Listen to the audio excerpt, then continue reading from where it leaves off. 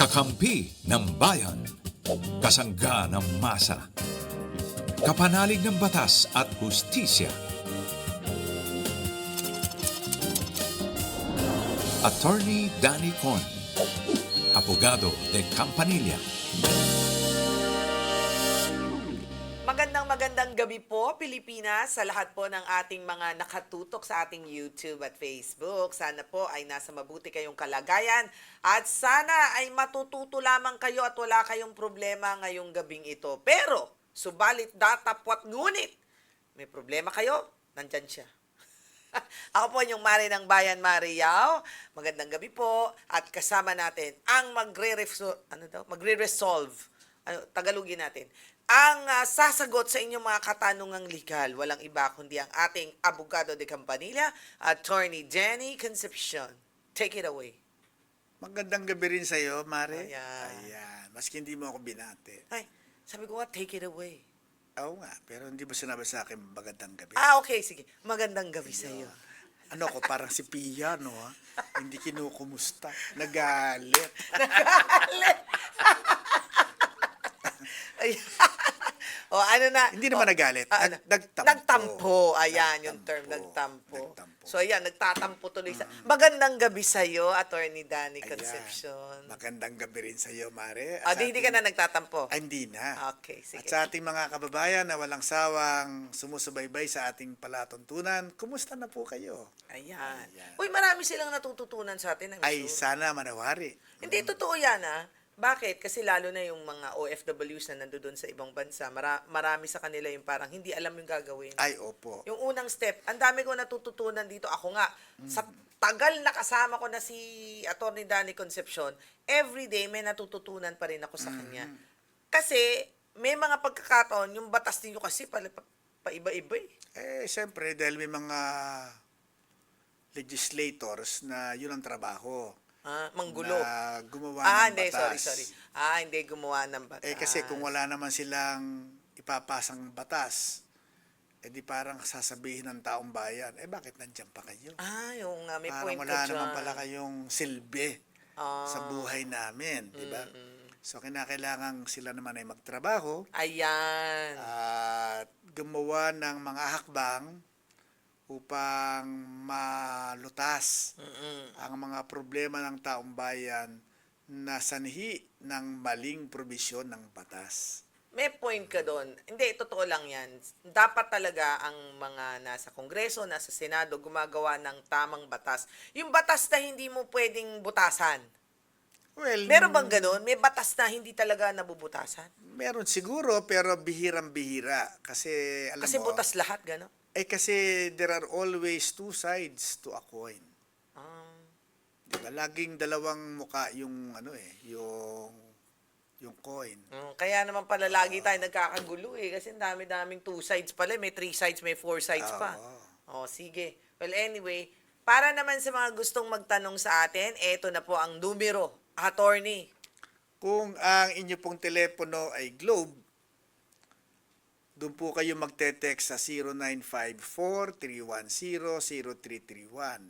At kung smart naman, sa number 0961-770-8807. Ayan. Kung hindi po namin masagot agad-agad ang inyong mga tinext na katanungan, huwag po kayong magtatampo. Hindi. Opo. Bawal magtampo. Nakapila po yan at darating ang episode na masasagot din po namin. O kaya, pwede nyong ipakiusap sa ating text, sa text ninyo na kung po pwedeng makausap nyo kami, pwede natin siyang tawagan. Pwede po kayong mangulit, text nyo ulit. Yes. At saka hindi lang yon, pwede namin kayong tawagan, mag-request lang kayo na gusto nyo kaming makausap, lalo na si Ayan. Attorney Danny Concepcion. Walang bayad Wala po. Walang bayad. Libreng-libre, kaya tawag na at mag-text na. Magbabayad po kayo kung ang cellphone ninyo ay Prepaid. prepaid. Ayan. Opo. Wala na ngayong ganyan-ganyan. Dami ng unli. Unli na ba? Konti lang. 1 week unli. Ganyan. Yung mga... So wala nang prepaid? Merong prepaid. Pero meron yung prepaid na pwedeng unli calls na. Pero merong Postpaid ka pero kasi merong lagi eh. merong period of time 'yun. May period of time. Oo. Pagka Tapos, napaso na yung panahon, wala na. wala na. Pero pagka ikaw naman ay unli data, Pwede kang tumawag sa mga Viber, WhatsApp, Pwede ganyan, kang di ba? mag-online, ganun ba? Mag-online, libre din. libre Kaya din. ngayon, pag tatawag ka sa mga mahal sa buhay sa ibang bansa, Hmm. mas pinadali, mas naging mura. Murang-mura na. Ayan, nag-endorso ba tayo? Di ba kami nag-endorso dito, di ba? Well, anyway, Wala eto na. naman sa sinabing provider. Walang provider. Ang sinabi lang natin yung provider ng dalawang teleponong ginagamit natin. Globe at Smart. Okay, at least pantay. Pantay yun. Okay, sige, eto na si Lance, 35 years old. Siya po ay taga Batangas City. Mm-hmm. Bumili ako kamakailan ng isang loteng nawala. Sandali, wait lang sandali, po, nawala ang ha? lote. Okay, ulitin yung lote. Nasa Batangas kaya ang lote? Okay, sige. Asan ang lote? Ayan. Sige, mamaya natin na babalikan yung loteng yan. Tama na, natataranta. Oo, natataranta. Natataranta. Okay, chill lang tayo. Anyway, ang tanong ko siguro, attorney, pagka ikaw ay nasa ibang lugar, sabi mo nasa nasa ibang bansa. Okay. At ikaw ay nagkakaroon, for example, ng problemang legal. Kung ikaw siya at ikaw nasa ibang bansa, anong unang gagawin mo?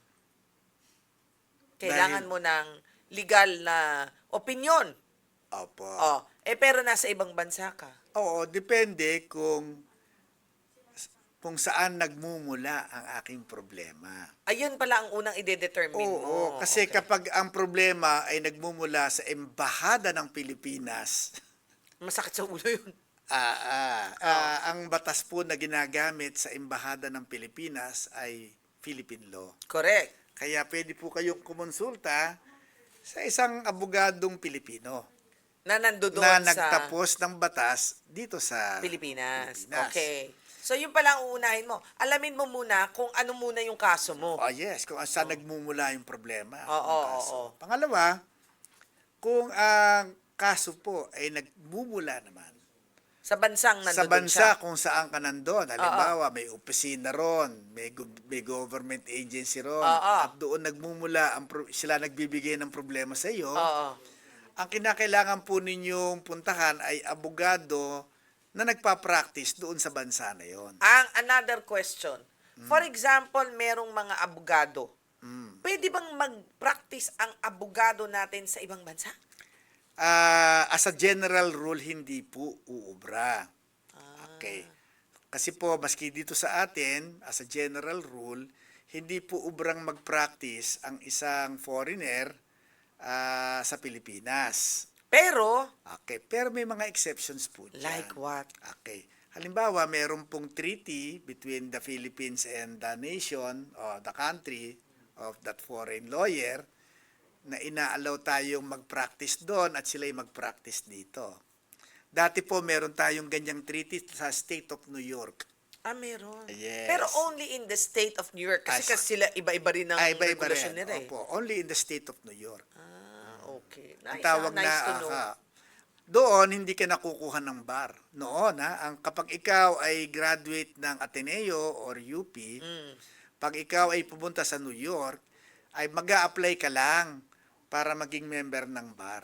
Dati yun. Dati yon. Ngayon? Ngayon, ang balita ko, nag-expire yung reciprocity treaty na ito. Ano bang tawag nila? Treaty of Amity. Yata ang tawag nila. Ngayon po ay dapat kumuha ng bar Bar doon. doon Sa Amerika. sa Oh. Amerika. Kaya lang merong merong isang ruta pa. May mga bansa po na kapag ikaw ay may sinalihang isang organisasyon ng mga abogado, may mga state sa Amerika, na pag ikaw ay sumali sa isang organisasyon ng mga abogado sa state na ito, at ikaw ay inisponsoran nung lawyers organization na yan, Okay. para maging miyembro ng kanilang bar nang wala ng exam. Pwede? Pwede yun. So, yun ang isa pang exception.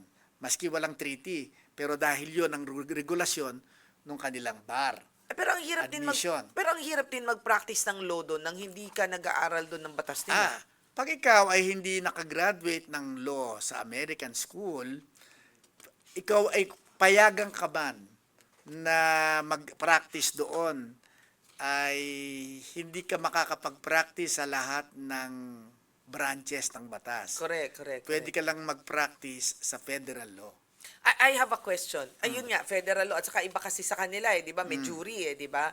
Iba ang kanilang ang Pilipinas ba, kanino tayo nakaangkla ng batas? Kanino tayo nagfa-follow ng batas? Pareho eh. Parehas? Okay, dalawa kasi ang main systems of laws. Yung isa ay civil law, yun ang tinatawag natin. Ang civil law ay Espanya, Really? France, Spain, France. Germany. Pare-parehas. Halos. Civil law sila. Oo. Okay, sila ay galing sa civil code na ginawa nung panahon ni Emperor Justinian. Okay, yung kabila, yung isa naman, yung pangalawa, yung Criminal. common law. A common law. Yung common law, ito naman ang sistema sa Inglaterra. England. Okay, sa Hindi pala England. US. Ay, kasama ang US. Sa kasama ang US, common law ang US. Lahat ng mga naging colonies ng Amerika, ng UK, ay common law sila. So, Singapore, Hong Kong, Canada, Australia, India, lahat Iisa. yan ay common law system. Okay. Ganun pala yun. Sige. Eto na. Si Lance ng Batangas City, bumili ako kamakailan ng isang lote at doon ko nalaman na may problema pala sa access ng utilities. May alitan kasi ang seller at ang may-ari ng daan o right of way kung saan dapat dadaan ang linya ng tubig at kuryente. At dahil po dito, hindi ako pinapayagang magkabit ng water at electricity at wala ring ibang practical na ruta para maikonekta ang mga ito sa property ko. Plano ko po sanang tayuan ng bahay o ibenta ang lote. Pero malaking hadlang ang sitwasyon na ito. Pwede ko po bang bawiin ng pera at lalo nang wala wala sa kaalaman ko ang ganitong sitwasyon ng lupa? Ano po ang legal na hakbang o remedyo na maaari kong gawing bilang buyer? Okay, nabili na niya. Nabili na niya, pero baka hindi niya kasi in-inspection yung lupa. Oo nga. Dahil kung ang lupa ay in-inspection niya, Nalaman niya bago kaagad. niya binili, di nalaman agad niya na wala palang right of way. Correct. Kasi Walang ba- electricity. Kasi sasabihin niya, paano papasok ang sasakyan ko doon sa loob ng lote? Correct. Saan ho dadaan? Okay. Kung sila'y naging tapat sa kanilang pagbebenta, ay dapat sinabi na wala ho eh. Pero yan ay dahil kung hindi nila sinabi na wala palang right of way at ngayon ay problema niya kung saan siya dadaan, ay parang merong fraud. May Panluloko luloko. sa Doon na part ginawa ng yung buyer. seller. Ng seller, oo. Okay, pwede po nating ipabaliwala yung bentahan on the ground of fraud at bawiin ninyo ang inyong ibinayad. Paano kung kuryente lang at saka tubig? Kung hindi kasi po yung daan o right of way. Kasi doon din sa right of way na yon dadaan ang tubig at Correct. ang kuryente. Ah. Kasi walang daan, wala rin dadaanan yung Hindi ba niya pwedeng igiit? Kasi kunwari lang example, nabili ko na, ayaw balik sa akin. Hindi ba siya pwedeng kumuha ng court order para mabigyan siya ng daan? Well, pwede po. Kayo na magdedemanda. In fact, bago naman kayo magdemanda, kayo po yung makikipag-usap doon sa may-ari ng lupa kung saan dadaan yung right of way. Kayo po makikipag-usap kung ayaw na ninyong bitawan yung lupa. Correct. O kaya wala nang malinaw na assurance na maibabalik pa nung nagbenta ang ibinayad ninyo. Di mas mabuti nang i-keep na ninyo yung lupa.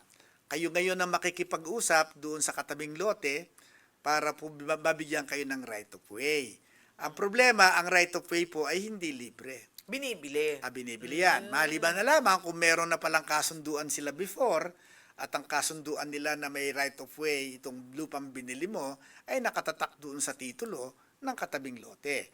Pero kung wala silang kasunduan dito, ay kinakailangan po ninyong bumili.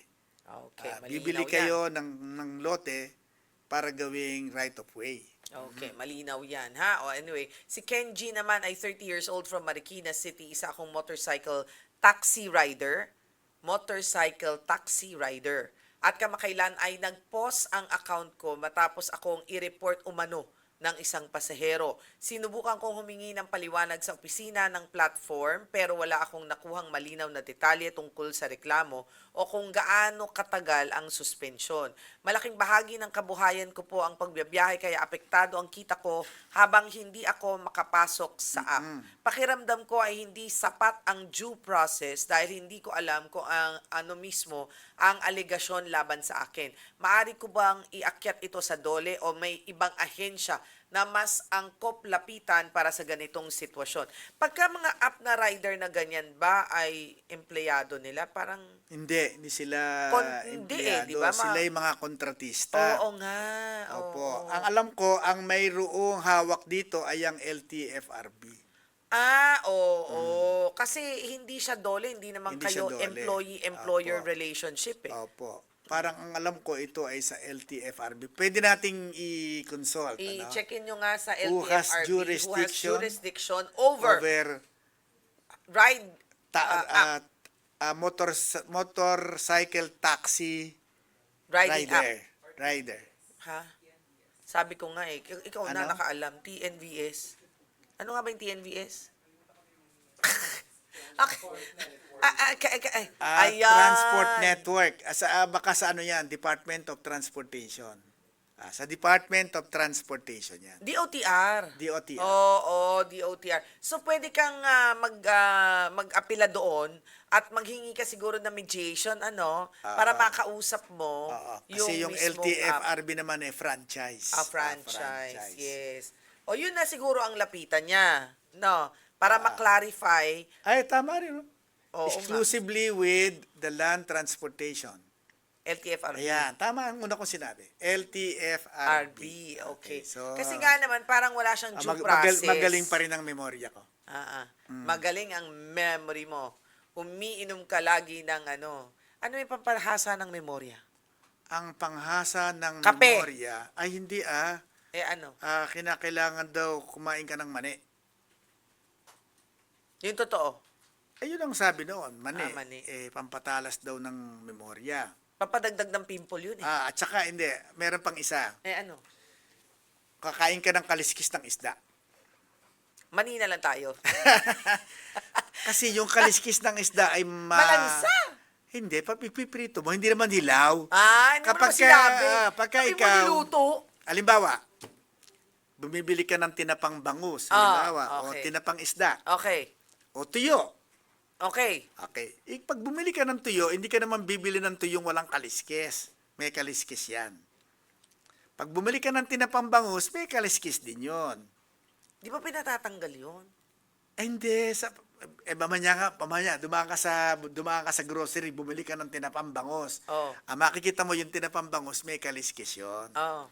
Pag yun pinrito mo, okay, pagkakainin mo na piprito. Oh. Ang ginagawa ko dyan, pinapiprito ko ng malutong. So, pati yung kaliskis, lulutong, makakain mo yung kaliskis. Di mo naman sinabi, lulutuin pala. Saan ka naman nakakita ng kumain ng daing na bangus hilaw? Kaya sabi ko malansa. Hindi. Niluluto? Lulutuin mo naman. Kaya sabi ko manina lang. Hindi, pero yung tinapang bangus, luto na yun Yung tinapa. Ang hilaw, yung daing. Pues lutuin Maski yung sa bago mo kainin. maski sa tuyo, yung tuyo, di ba, piniprito mo yan. Ako pinapiprito ko ng malutong na yung kaliskis. Yung halos lahat makakain mo na. Ay, walang matitira. Kahit yung kada buntot, pati ulo. Kain yun. Okay. Kailangan malutong-lutong yun. Para kahit na yung tinik malutong. Ay, pati tinik, malutong. Pati ulo, bata lahat. Pati ngipin, ay lahat yan, Kaya matalas malutong. pa lang ang isip mo. Di ba? Di ako na hindi matalas. Kailan ka ba kumakain ng tuyo? ng pritong tuyo? Hindi ako kumakain ng tuyo eh. Ako, kasi ano yung pagkain mahirap? Hindi ko sinabi yun. Ah. Hindi, kumakain ako tinapa ng galunggong. Yung kasing tuyo, Pero napakasarap. hindi ko talaga kinakain ng tuyo. For some Ah, reason, hindi ako okay. kumakain ng tuyo. Pero yung ano, yung like Dilis. yung dilis kinakain ko. Ayan. Yan, tawilis. Yan, Kasi alam mo masarap. yung pritong Di ba tuyo, na? Sarap yung tawilis. yung pritong tuyo, napakasarap niyang pang-ulam. Para saan? Champurado. Ah. Di ba yung champurado, lalagyan mo ng asukal yun eh. Di matamis, may gatas. Oo. Pero para madagdagan siya ng flavor, Flavor. na maalat, ay inuulaman ng tuyo. Oh, alam ko Pritong na kung tuyo. ba't di ko kinakain. Dahil, Kasi hindi rin ako makain ng champurado. ba't yun naman di kumakain ng Hindi champurado? ako makain ng champurado. Lugaw lang o kaya goto, ganyan.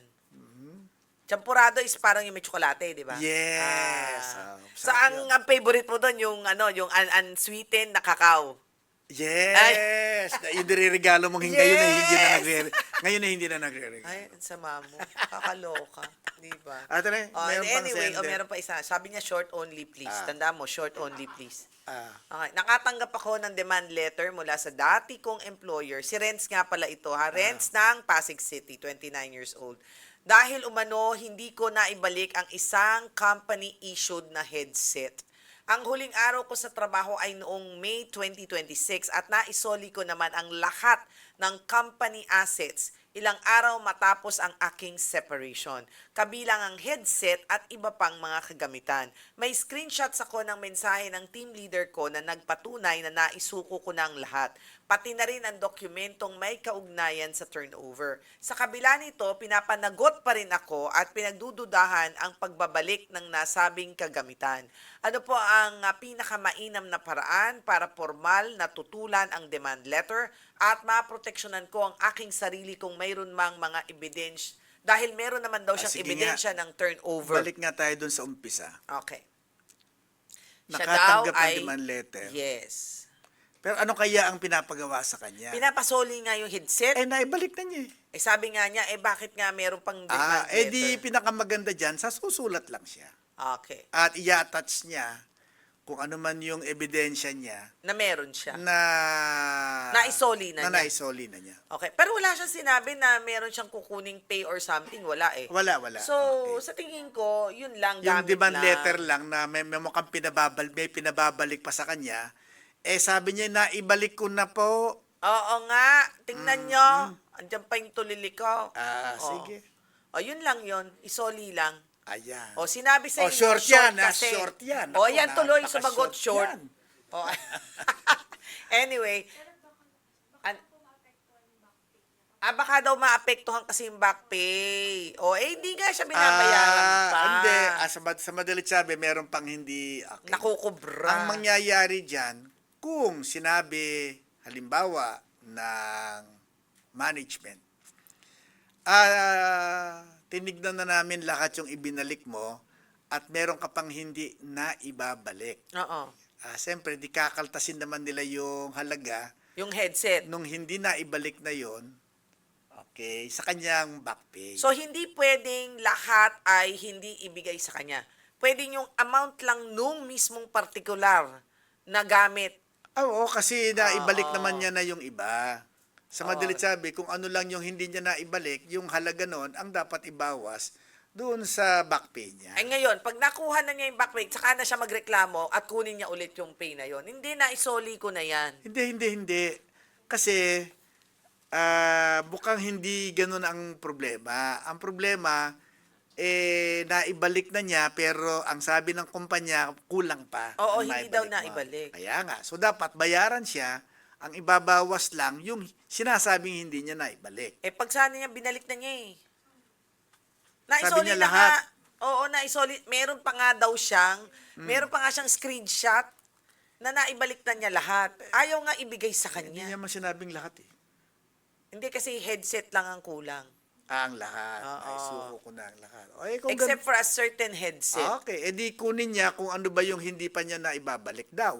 At ano naman ang katunayan nila na ito ay tinanggap niya.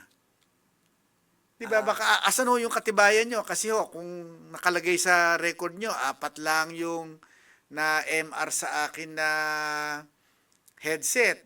apat ho yung naibalik ko. Bakit ano pa ho itong sinisingil niyo sa akin? Ibabalik na rin mo siya ngayon. Di ba? Kayo ho ang magpatunay. Asan yung patunay Asan ninyo? patunay nyo na binigay nyo nga sa Na akin? 5 yung tinanggap ko, apat lang naman ang nasa tama akin. nga naman. Di ba? Pagkatapos, kung ayaw niya talaga, di saka na tayo mag-isip ng paraan. Saan po yan? Sa NLRC. Yes, ang NLRC. reklamo niyan. Oo, di ba? Okay, ay sana marami kayong natutunan sa programa natin ngayong gabing ito. Hanggang sa muli po. Ako inyong Mare ng Bayan, Mare Yao. I'd like to say hi to Papa Jimmy, of course, Mama Trining, and Babe Ma Castro. Bye, everyone. Nako. Magandang gabi din sa aking kaisa-isang nanay. Oo. Si Mrs. Nati Lardizabal Concepcion. Ako, Miss Bayambang yan. Ano ang paborito ni Mama? Pre-war. Tanong, kakausap lang natin ng tuyo at saka, anong paborito ng nanay mong kainin? Ay, pinangat na isda. Ano yung sabihin ng pinangat? Ay, hindi mo rin alam kung ano ang pinangat? Oo nga, no. Hindi Kasi ko nga sasabihin alam. ko, sabi niya, hindi naman magtatanong kung alam niya. O kaya nga. Ano Sinabi nga ba yung ko pa pinangat? yung obvious. Yung isda na Nakatayo. pinoach sa kamatis at sibuyas. So parang gisa. Hindi ginisa, Ano? pinoach lang. Parang i-binoil mo lang, may kasamang sibuyas at kamatis. Yung ba yun? Boiled. Yung iba naglalagay ng konting sampalok. Yung iba naglalagay Yun ng ang paborito konting niya? kamyas. Yun ang paborito. Anong isda? Ayungin. Hindi ko natatanungin kasi hindi ko rin naman alam, no? Okay, maraming salamat pong muli. Hanggang sa muli. Bye, everyone! Magandang gabi po. Hanggang sa susunod naming episode.